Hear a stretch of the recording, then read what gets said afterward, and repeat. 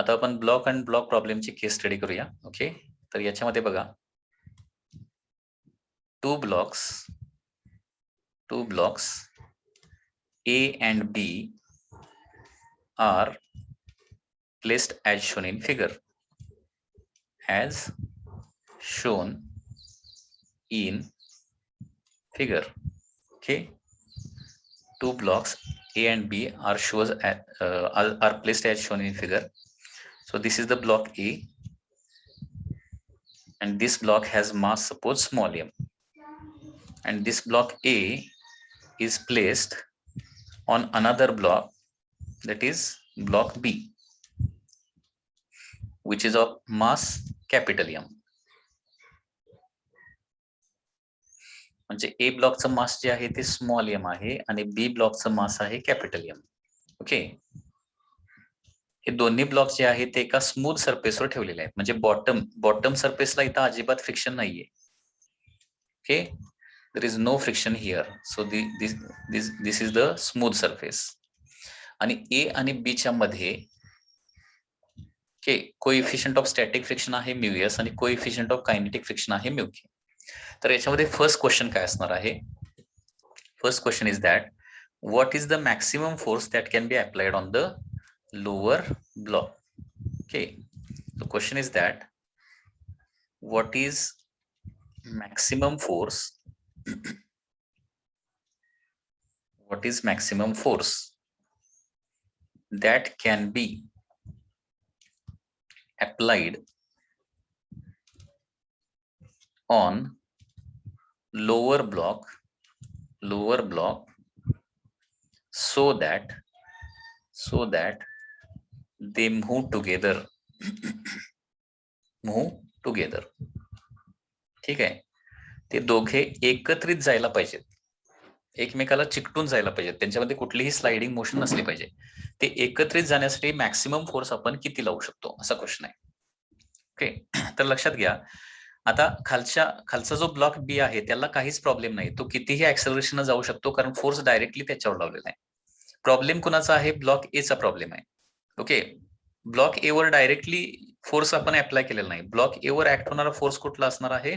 Frictional force असणार आहे. Okay, तर आपण काय करूया, frictional force on block A काढूया. फोर्स ऑन ब्लॉक ए म्हणजे फ्रिक्शनल फोर्स असणार आहे. फ्रिक्शनल फोर्स ऑन ब्लॉक ए.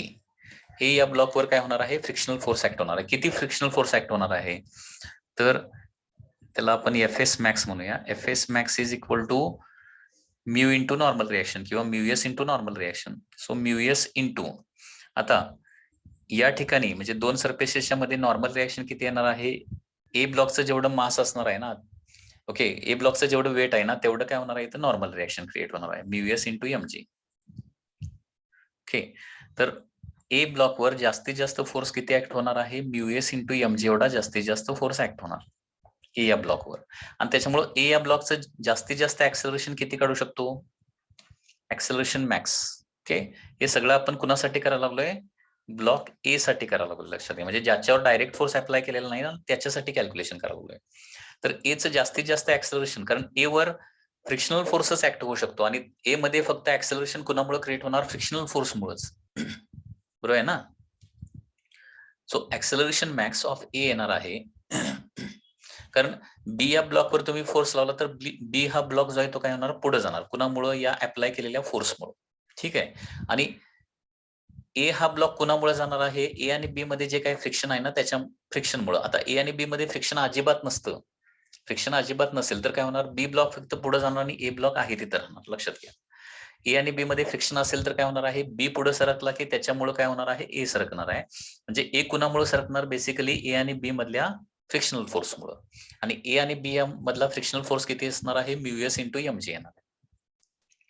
आता एचं मॅक्सिमम ऍक्सेलरेशन किती क्रिएट होऊ शकतं? तर त्याच्यावर ऍक्ट होणारा maximum force, okay, that is mu S into M g divided by त्याचं mass, that is mu S into g. ठीक आहे, म्हणजे ए या ब्लॉक मध्ये जास्तीत जास्त आपण ऍक्सेलरेशन प्रोड्यूस करू शकतो म्यू एस इंटू जी. आता क्वेश्चन मध्ये काय म्हणलंय की दे शुड मूव्ह टुगेदर, ते एकत्रित जायला पाहिजे. They should move together. आता एकत्रित जायचं असतील तर जे ऍक्सलरेशन एचं पाहिजे तेच ऍक्सलरेशन बीचं पण पाहिजे, तरच ते एकत्रित जाणार ना. कारण बीचं ऍक्सलरेशन जास्त झालं आणि एचं ऍक्सलरेशन कमी झालं तर काय होणार आहे, ते एकत्रित मूव्ह करणार नाहीत.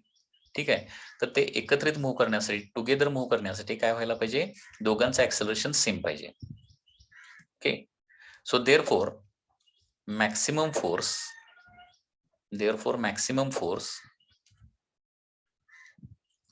that can be applied on lower block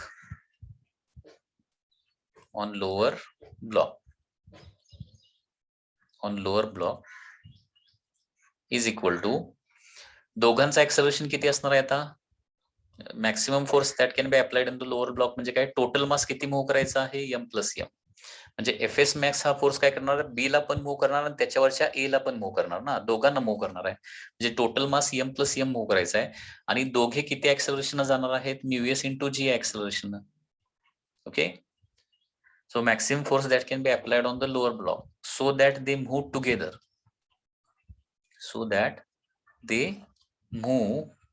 together. Okay, त्या मॅक्सिमम फोर्सचा फॉर्म्युला येणार आहे m plus m into mu S into G. एवढा जास्तीत जास्त फोर्स आपण लोअर ब्लॉकवर अप्लाय करू शकतो. म्हणजे याचाच दुसरा मिनिंग काय होतो, याच्यापेक्षा जास्त फोर्स लावला तर बी ब्लॉक काय होणार आहे, जास्त ऍक्सलरेशन जाणार आणि ए जो आहे ना तो जास्तीत जास्त एवढ्याच ऍक्सलरेशन जाणार, याच्यापेक्षा जास्त ऍक्सलरेशन ए जाऊ शकत नाही.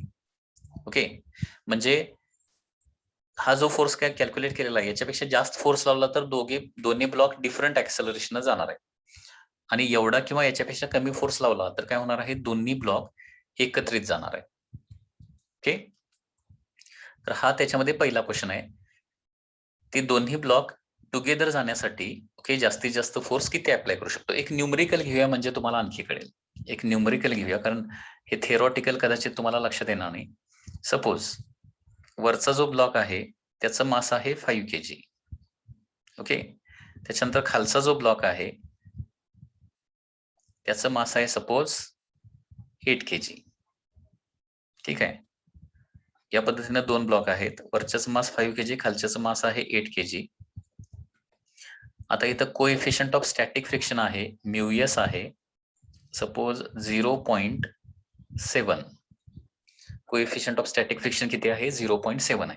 ठीक आहे, तर आता लोअर ब्लॉकवर जास्तीत जास्त किती फोर्स लावू शकतो F so that they move together, असा क्वेश्चन आहे. Okay, what is the maximum force that can be applied on the lower block so that they move together. आता कसं काढणार बघा, 5 kg मध्ये ऍक्सलरेशन कोण प्रोड्यूस करणार, फक्त फ्रिक्शनल फोर्स. कारण हा एफ फोर्स जो आहे ना तो 8 kg वर ऍक्ट होतोय, 5 kg वर डायरेक्ट फोर्स नाहीये. 5 kg वर ऍक्ट होणारा फोर्स म्हणजे दोघांच्या मधलं फ्रिक्शन. आता दोघांच्या मधल्या फ्रिक्शनमुळं 5 kg मध्ये जास्तीत जास्त किती ऍक्सलरेशन प्रोड्यूस होऊ शकतं ते आपल्याला काढायला पाहिजे. तर त्याच्यासाठी काय करूया, फ्रिक्शनल फोर्स अगोदर काढूया. एफ एस मॅक्स किती येणार बघा, mu S into M G येणार ना. म्यू एस ची व्हॅल्यू आहे 0.7 आणि एम जी ची व्हॅल्यू किती, 50.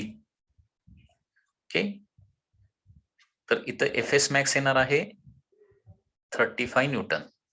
म्हणजे वरच्या ब्लॉकवर जास्तीत जास्त फ्रिक्शनल फोर्स 35 न्यूटनचाच ऍक्ट होऊ शकतो आणि त्याच्यामुळं जास्तीत जास्त ऍक्सलरेशन वरच्या ब्लॉकमध्ये प्रोड्यूस करू शकतो. Acceleration max on the upper block.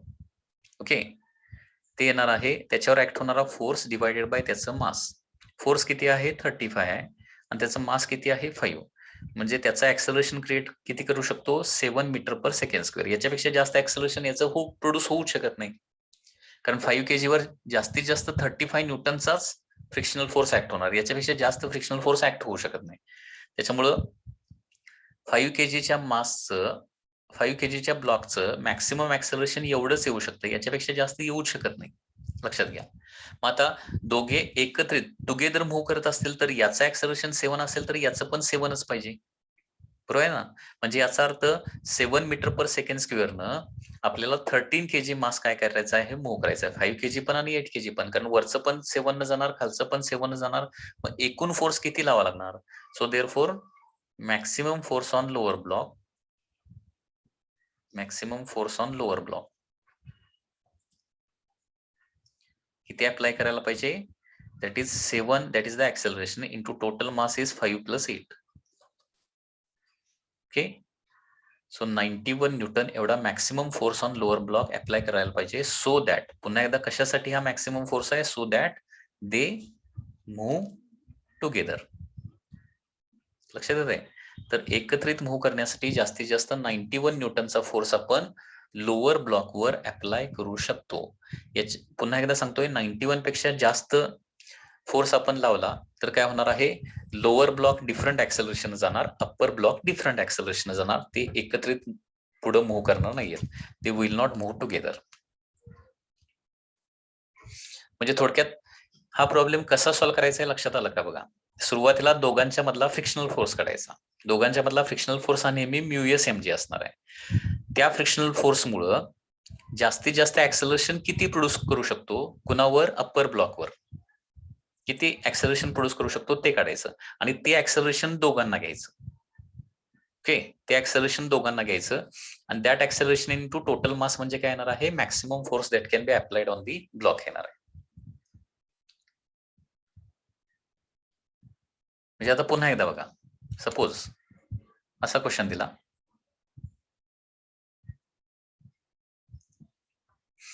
वरच्या ब्लॉकचा मास आहे 8 kg आणि खालच्या ब्लॉकचा मास आहे 4 kg. ठीक आहे, आणि पुन्हा एकदा इथं कोइफिशियंट ऑफ स्टॅटिक फ्रिक्शन आहे, कोइफिशियंट ऑफ स्टॅटिक फ्रिक्शन आहे सपोज 0.5. आता पुन्हा एकदा क्वेश्चन असा आहे की लोअर ब्लॉकवर जास्तीत जास्त किती फोर्स लावू शकतो, so that they move together. बघा, पुन्हा एकदा इथला फ्रिक्शनल फोर्स काढूया, दोघांच्या मधला फ्रिक्शनल फोर्स.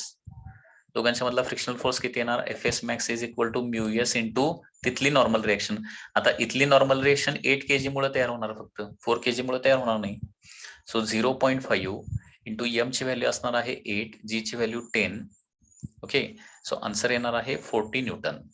आता 40 न्यूटनचा फोर्स कुणावर ऍक्ट करणार आहे, 8 kg वर ऍक्ट होणार, कारण 4 kg were already external force लावलेला आहे, त्याला फोर्सची गरज नाहीये. मूव्ह करण्यासाठी 8 kg ला फोर्सची गरज आहे, आणि 8 kg ला मूव्ह करण्यासाठी कुठला फोर्स ऍक्ट होणार, फ्रिक्शनल फोर्स. त्याच्यामुळं इथं जास्त एकत्रित जर दोन्ही ब्लॉक मूव्ह करत असतील, एकत्रित टुगेदर मूव्ह करत असतील, तर जास्तीत जास्त ऍक्सेलरेशन जेवढं वरच्या ब्लॉकचं पाहिजे तेवढंच खालच्या ब्लॉकचं पाहिजे. दॅट इज 40 डिवायडेड बाय 8 म्हणजे किती येणार आहे, 5 मीटर पर सेकंड स्क्वेअर. म्हणजे वरचा ब्लॉक जास्तीत जास्त 5 मीटर पर सेकंड स्क्वेअर न मूव्ह करू शकतो. ओके, आणि टुगेदर जायचं असेल तर खालचा ब्लॉक पण 5 न ट्रॅव्हल करावा लागेल, आणि त्याच्यामुळे जास्तीत जास्त फोर्स आपण लोअर ब्लॉकवर लावू शकतो. दॅट इज दोघांचं ऍक्सेलरेशन असणार आहे 5 आणि दोघांचं मिळून मास येणार आहे 12. सो जास्तीत जास्त फोर्स लोअर ब्लॉकवर 60 न्यूटनचाच अप्लाय करू शकतो. 60 न्यूटन पेक्षा जास्त अप्लाय केलं तर काय होणार आहे, जास्त अप्लाय केला तर काय होणार आहे, दोघे डिफरंट ऍक्सेलरेशन मूव्ह करणार आहेत, सेम ऍक्सेलरेशन मूव्ह करणार नाही. बघा, आणखी एक प्रॉब्लेम, रिपीटेड प्रॉब्लेम देतो म्हणजे तुम्हाला लक्षात येईल. आता थोडस या प्रॉब्लेम मध्ये मी चेंज करणार आहे. काय चेंज करणार आहे बघा, once again this is a 8 kg block, this is a 6 kg block, 8 kg and 6 kg block. ठीक आहे, आणि या दोघांच्या मध्ये कोइफिशियंट ऑफ स्टॅटिक फ्रिक्शन आहे, दॅट इज 0.6. तर क्वेश्चन असा आहे, वन्स अगेन हे दोन्ही ब्लॉक एका स्मूथ सरफेसवर ठेवलेले आहेत, स्मूथ सरफेसवर ठेवलेले आहेत. जास्तीत जास्त फोर्स वरच्या ब्लॉकवर किती अप्लाय करू शकतो, आता असा क्वेश्चन आहे. What is the maximum force that can be applied on the upper block, असा पण क्वेश्चन येऊ शकतो. तर बघा, पुन्हा एकदा या दोघांच्या मधला फ्रिक्शनल फोर्स काढा. दोघांच्या मधला फ्रिक्शनल फोर्स Fs max किती होऊ शकतो, जास्तीत जास्त frictional force that is μs into mg येणार आहे. कोइफिशियंट ऑफ स्टॅटिक फ्रिक्शन किती, 0.6. आता या दोन सरफेसेसच्या मध्ये नॉर्मल रिएक्शन कुणामुळे क्रिएट होणार, नॉर्मल रिएक्शन 8 kg मुळेच क्रिएट होणार, 8 इंटू जे that is 80. So Fs max येणार आहे 48 Newton. Okay, 48 Newton Fs max आला. आता 48 न्यूटन कुणाला मूव्ह करणार सांगा, 8 kg ला का 6 kg ला, कुणाला गरज आहे 48 न्यूटनची, 6 kg ला गरज आहे ना. म्हणजे 8 kg वर ऑलरेडी फोर्स आहे, या दोघांच्या मधल्या फ्रिक्शनल फोर्सची गरज कोणाला असते? ज्याच्यावर डायरेक्ट फोर्स नाहीये ना त्याला गरज असते. सो ऍक्सेलरेशन मॅक्स इथं कोणाचं 6 kgचं जास्तीत जास्त ऍक्सेलरेशन 48 मुळे किती तयार होणार आहे? 48 divided by 6. So 8 metre per second square. म्हणजे याचा अर्थ काय होतो? 6 kg हा जो ब्लॉक आहे ना, या दोघांच्या मधल्या फ्रिक्शनल फोर्समुळे जास्तीत जास्त 8 metre per second square move करू शकतो, त्याच्यापेक्षा जास्त नाही. ओके, कारण 6 kg वर फक्त 48 न्यूटन फोर्स जास्तीत जास्त ऍक्ट होणार, याच्यापेक्षा जास्त ऍक्ट होऊ शकतच नाही, कारण म्यूएस 0.6 आहे जास्तीत जास्त. ओके, सो 6 kg जास्तीत जास्त 8 न मूव्ह करू शकतो. मग 6 kg 8 न मूव्ह करायचा असेल, टुगेदर दोन्ही ब्लॉक मूव्ह करायचे असतील, तर वरचा पण जास्तीत जास्त 8 नच मूव्ह व्हावा लागणार आहे. आणि त्याच्यामुळं जास्तीत जास्त फोर्स वरच्या ब्लॉकवर किती अप्लाय करू शकतो? जास्तीत जास्त ऍक्सेलरेशन आहे 8 आणि टोटल मास किती? 14.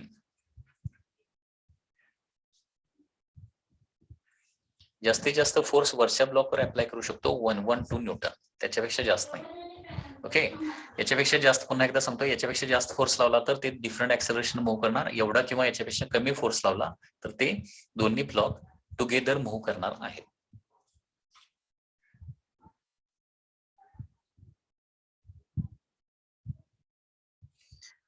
हा, आता बघा, steps to calculate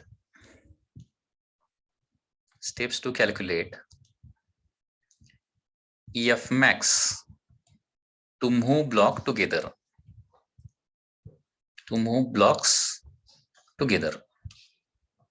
okay, so दोन्ही ब्लॉक एकत्रित जायचे असतील तर जास्तीत जास्त फोर्स किती लावू शकतो? तो अप्पर ब्लॉक असेल किंवा लोअर ब्लॉक, कुणावरही किती फोर्स लावू शकतो ते आपल्याला फाइंड आउट करायचं आहे.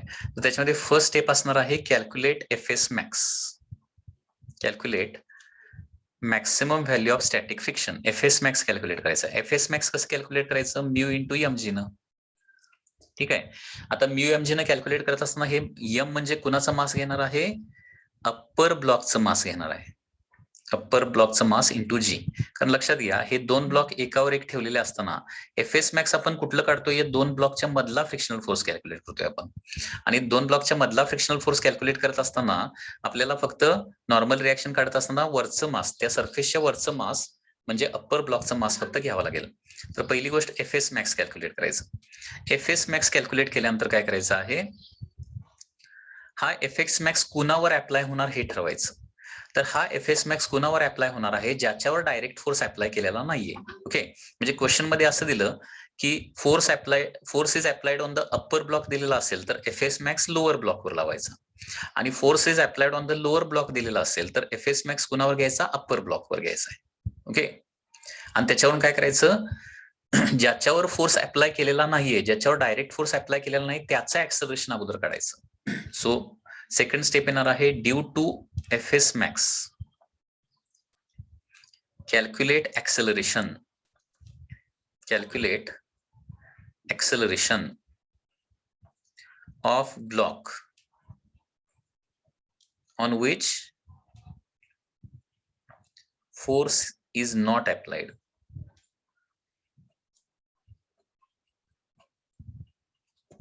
म्हणजे कसं होणार? समजा असं असेल, स्मॉल m कॅपिटल M, दोघांच्या मधला FS मॅक्स तर म्यू mg आहे. ठीक आहे, खालच्या ब्लॉकवर जर फोर्स अप्लाय केलेला असेल, असं डायग्राम मध्ये दिलेलं असेल किंवा क्वेश्चन मध्ये दिलेलं असेल, तर इथं ऍक्सेलरेशन मॅक्स कसं येणार आहे? तर FS मॅक्स डिवायडेड बाय वरच्या ब्लॉकचं मास येणार आहे. आणि समजा असं दिलेलं असेल, स्मॉल m आणि कॅपिटल M मास आहे. ठीक आहे, खाली तर स्मूथ सरफेसच आहे completely,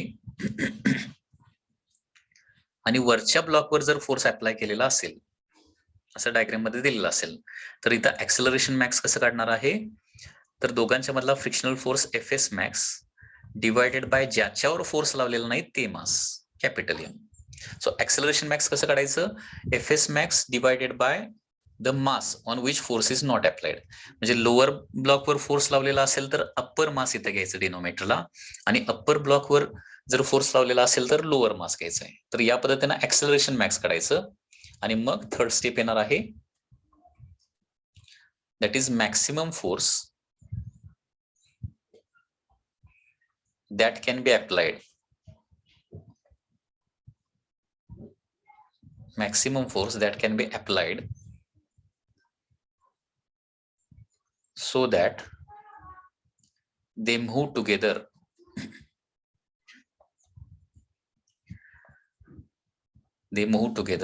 okay, that is F max. म्हणजे वरच्या ब्लॉकवर किंवा खालच्या ब्लॉकवर जास्तीत जास्त फोर्स किती अप्लाय करू शकतो, that is total mass small M plus capital M into acceleration max.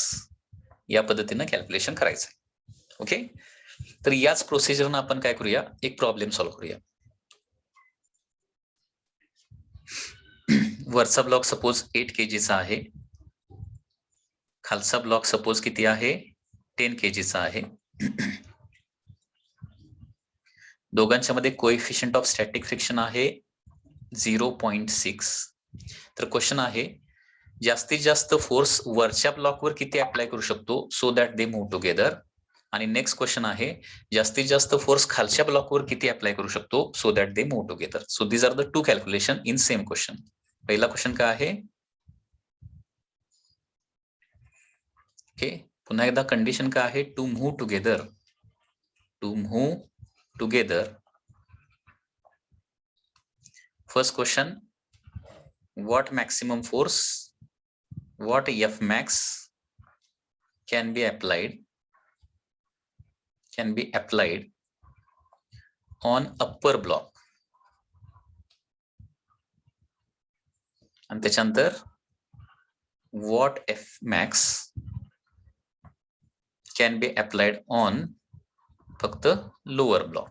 Okay, so एकाच प्रॉब्लेम मध्ये दोन क्वेश्चन्स आहेत. बघा, सुरुवातीला हेच आपल्याला प्रोसिजर यूज करायचं आहे. तर एफएस मॅक्स काढूया अगोदर.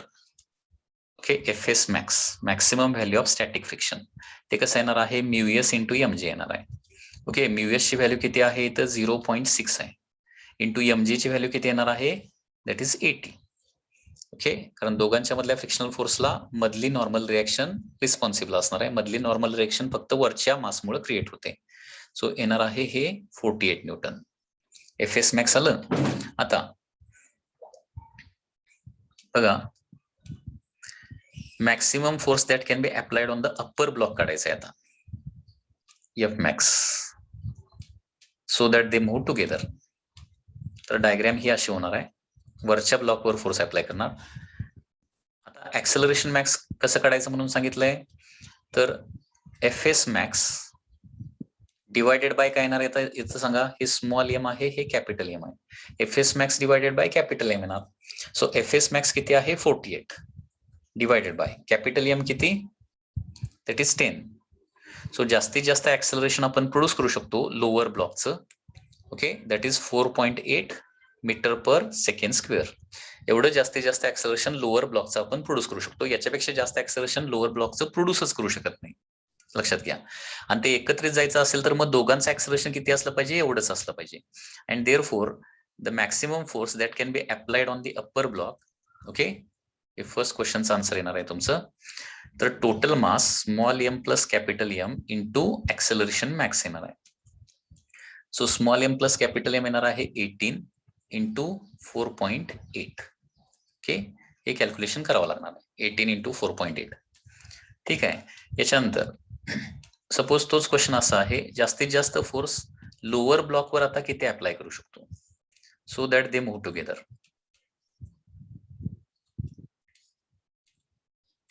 लोअर ब्लॉकवरचा एफ मॅक्स काढायचा आहे. आता इथला जो फ्रिक्शनल फोर्स आहे तो कुणाला ऍक्सेलरेट करणार आहे, कुणाला मूव्ह करू शकणार आहे, वरच्या ब्लॉकला. आता इथं ऍक्सेलरेशन मॅक्स काय येणार बघा, इथं ऍक्सेलरेशन मॅक्स येणार आहे पुन्हा एकदा F S max divided by small M येणार आहे. म्हणजे ऍक्सेलरेशन मॅक्स बेसिकली कसं काढायचं आहे, F S max divided by ज्याच्यावर फोर्स नाही त्याचं मास घ्यायचं आहे. Okay, so F S max पुन्हा एकदा आहे 48 डिवायडेड बाय 8 वरच्या ब्लॉकचं मास. सो येणार आहे हे 6 मीटर पर सेकंड स्क्वेअर. आणि त्याच्यामुळं आता वरचा ब्लॉक जास्तीत जास्त 6 न मूव्ह करू शकतो, याच्यापेक्षा जास्त मूव्ह करू शकत नाही. अँड टुगेदर मूव्ह करायचे असेल तर दोघांचं ऍक्सलरेशन एवढंच ठेवू शकतो जास्तीत जास्त. ओके, सो त्याच्यामुळे एफ मॅक्स येणार आहे that is small M plus capital M into acceleration max that is equal to 18 into 6. Okay, so वरच्या ब्लॉकवर जास्तीत जास्त फोर्स अप्लाय करू शकतो 18 इंटू 4.8 आणि खालच्या ब्लॉकवर जास्तीत जास्त फोर्स अप्लाय करू शकतो 18 इंटू 6.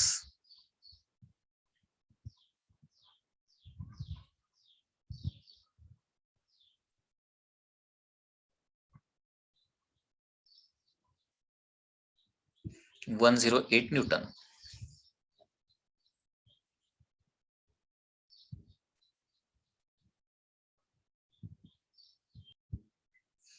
हे येणार आहे 86.4 newton. So these are the answers. वरच्या ब्लॉकवर जास्तीत जास्त फोर्स लावू शकतो 86.4. याच्यापेक्षा जास्त फोर्स लावला तर दोघे डिफरंट ऍक्सलरेशन मूव्ह करणार.